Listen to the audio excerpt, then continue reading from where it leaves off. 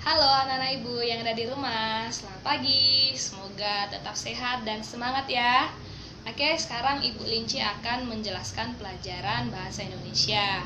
Oke, di tema 8 ini kita akan belajar tentang teks fiksi. Meskipun sebenarnya waktu di sekolah Ibu sudah mengajarkan teks fiksi sampai tahap alur. Nah, tapi Ibu akan menjelaskan ulang sedikit ya. Oke, teks fiksi itu adalah teks yang berisi cerita, rekayasa, atau rekaan yang tidak berdasarkan fakta. Nah, namanya juga cerita, berarti ada peristiwa. Oke, pelajaran kita kan menguraikan peristiwa dari teks fiksi. Oke, peristiwa itu bisa kita analisis dengan memperhatikan ciri-cirinya. Yang pertama ada tokoh, yang kedua ada gagasan atau tindakan dari tokoh tersebut, dan yang ketiga adalah latar. Oke, sekarang Ibu akan menjelaskan tentang latar. Oke, latar itu adalah keterangan yang ada di dalam cerita. Misalnya ada keterangan tempat, misalnya di rumah, di sekolah, di taman, berarti itu merupakan latar tempat. Dan ada lagi di siang hari, pada malam hari, subuh, pukul 06.00 misalnya, pada waktu senja. Nah, itu merupakan latar waktu. Nah, sekarang yang akan Ibu jelaskan adalah cara menguraikan informasi atau cara mengidentifikasi informasi yang ada di dalam cerita dengan memperhatikan latar. Oke, sekarang Ibu akan menyuruh anak-anak Ibu untuk membaca cerpen yang ada di halaman 119 yang berjudul Hilangnya Uang Asep. Oke, semoga kalian sudah membaca, tapi kalau belum baca pun tidak ada salahnya dibaca ya. Oke, Ibu akan kasih penjelasannya seperti berikut ini.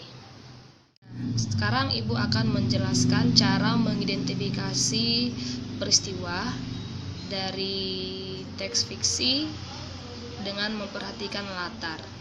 Oke, kita perhatikan kembali teks kita yang di halaman 119, hilangnya uang Asep. Nah, di sini sudah ada Ibu buat kutipannya. Ibu akan bacakan ya. Sabtu depan, seluruh siswa SD Kencana akan mengadakan kunjungan ke Museum Gajah. Nah, pertanyaannya apakah ini merupakan peristiwa di dalam cerita ini? Oke, kita lihat dulu. Di sini ada kata Sabtu dan di sini ada kata Museum Gajah. Nah, Sabtu ini kan nama hari dan museum ini nama tempat, berarti latar. Iya, benar. Tapi apakah ini peristiwa? Kita lihat dulu konteksnya.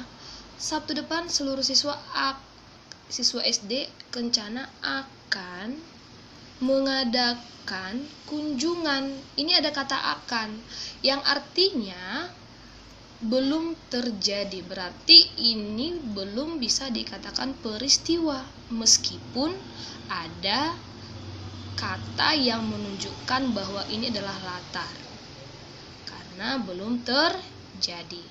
Nah, beda dengan kalimat berikutnya. Kebetulan pada hari ini Ibu Asep memberikan uang kepada Asep untuk membayar tagihan tersebut. Nah, apakah ini peristiwa? Iya, hari ini. Berarti sudah terjadi. Berarti peristiwa yang mengawali cerita ini adalah kalimat kedua. Hari ini Ibu Asep memberikan uang kepada Asep. Karena ini ada latar waktu. Oke. Begitu ya nak, cara mengidentifikasi peristiwa jika memperhatikan latar. Bukan berarti begitu ada latar berarti otomatis peristiwa. Tidak, kita harus memperhatikan dulu konteksnya atau kondisi kalimatnya. Oke? Untuk memperdalam materi dan mengakhiri pelajaran kita di tema 8, Ibu akan menugaskan anak-anak Ibu untuk mengerjakan latihan ulangan tema 8 bagian A nomor 1 sampai nomor 5. Kerjakan di buku latihan seperti biasa. Tuliskan judulnya, kemudian soal, dan langsung dijawab.